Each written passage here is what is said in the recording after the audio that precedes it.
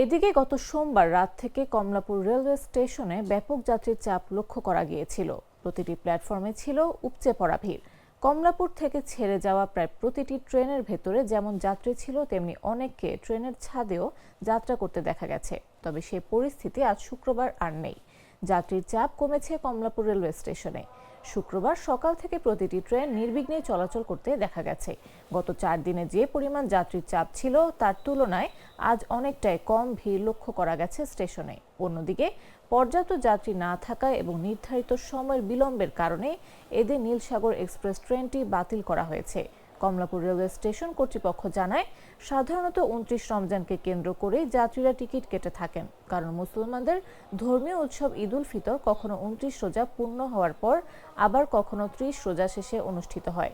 তাই অনেকে আগে থেকে 29 রমজানকে ধরে যাত্রার পরিকল্পনা করেন। এ সময় বেশিরভাগ বেসরকারি অফিস ও ব্যবসায় প্রতিষ্ঠান বন্ধ হয়ে যায়, ফলে ওই সময় যাত্রীর চাপ বেশি থাকে। এরপর যাত্রীর চাপ কিছুটা কমে আসে।